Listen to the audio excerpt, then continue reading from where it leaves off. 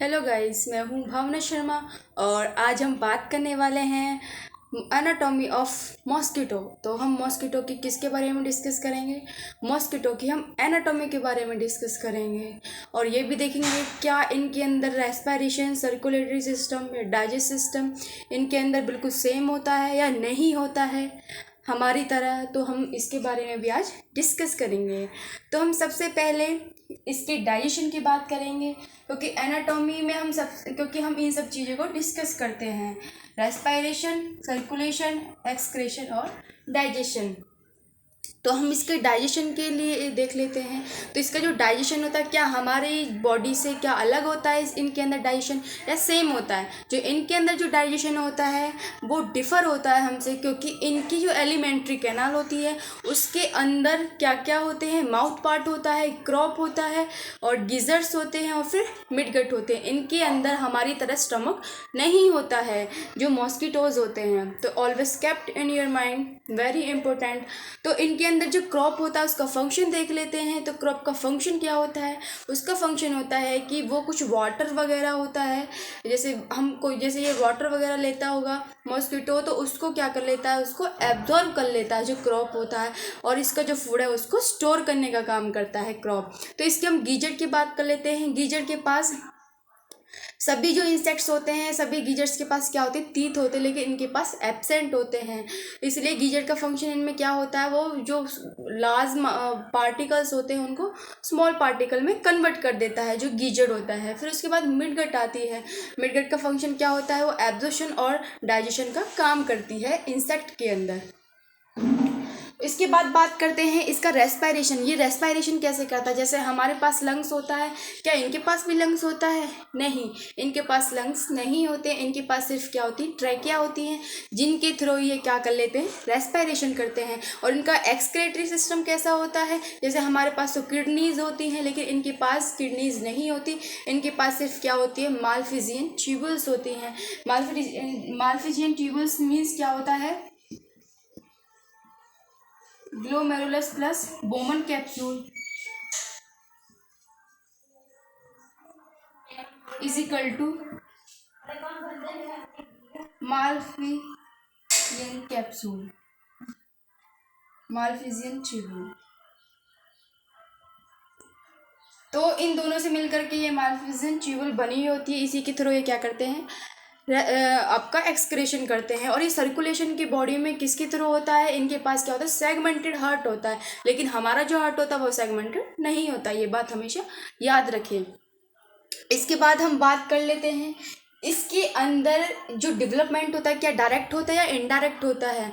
Direct का मतलब है कि बिल्कुल फर्टिलाइजेशन करने के बाद डायरेक्ट इन्फेंट का प्रोड्यूस कर देना। लेकिन इनडायरेक्ट का मतलब है कि पहले काफ़ी सारी स्टेजों से गुजरना पड़ता है, फिर वो मॉस्किटो में चेंज हो जाता है। जैसे एग, लार्वे, फिर पपा, फिर इमागो इन सभी स्टेजों से एग को क्या करना पड़ता है, गुजरना पड़ता है। फिर ये किस में चेंज हो जाता है, मॉस्किटो। फिर एक पूरा मॉस्किटो बन जाता है।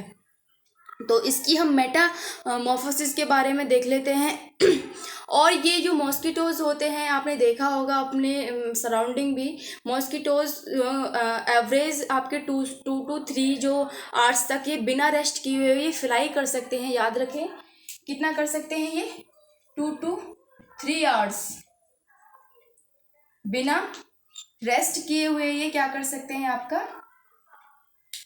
फ्लाई कर सकते हैं। और ये कितने किलोमीटर तक, 20 से 30 किलोमीटर तक ये बिना रेस्ट किए हुए फ्लाई कर सकते हैं।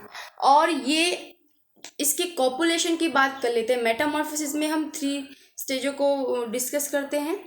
तो मेटामॉर्फोसिस में हम देख लेते हैं कि इसका कॉपुलेशन क्या है।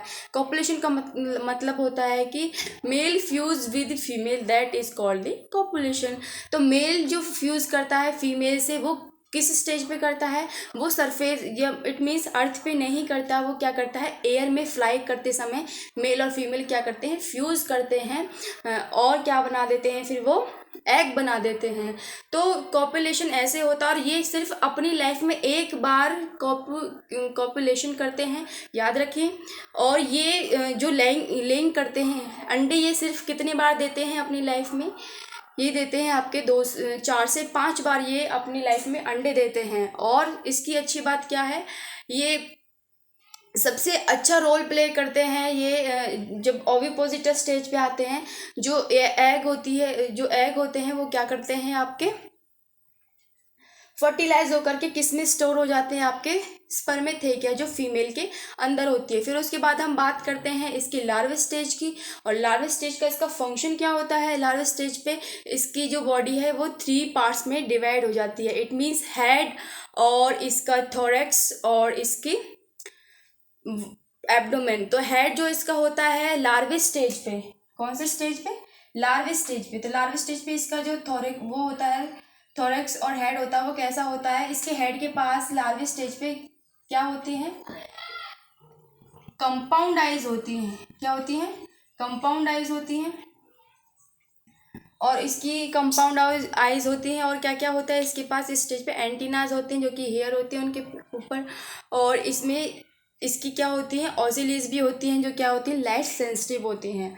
और नेक्स्ट हम इसके अगर थोरैक्स की बात करें तो इसके थोरैक्स के पास लार्वा स्टेज पे लेग्स नहीं होते हैं, ना ही विंग्स होते हैं। और एब्डोमेन स्टेज पे कैसा होता है, 9 सेगमेंटेड होता है लार्वा स्टेज पे।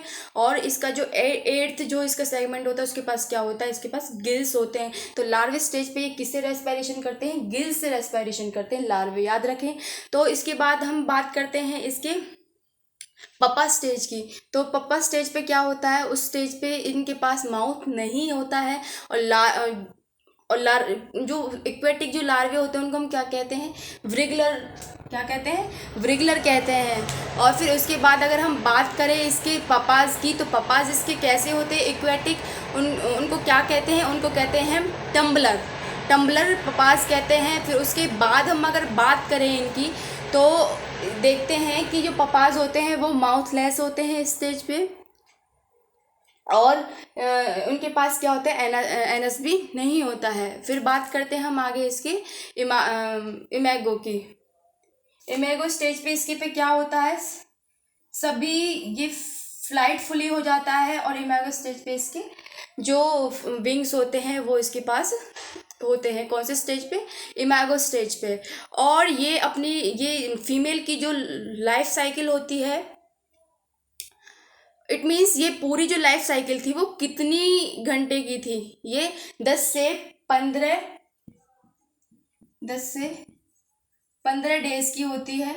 और फीमेल अपनी लाइफ स्पेन कितने दिन तक करती है, इट मीन्स लाइफ स्पेन कितना होता है फीमेल का जो लाइफ स्पेन होता है वो होता है 1 मंथ। और जो मेल होता है उसका होता है आपका 1 वीक। तो मोस्टली ये आपका एनाटॉमिक कवर हो गया। नेक्स्ट हम इसकी डिसीज़ के बारे में बात करेंगे। So thanks for watching the video.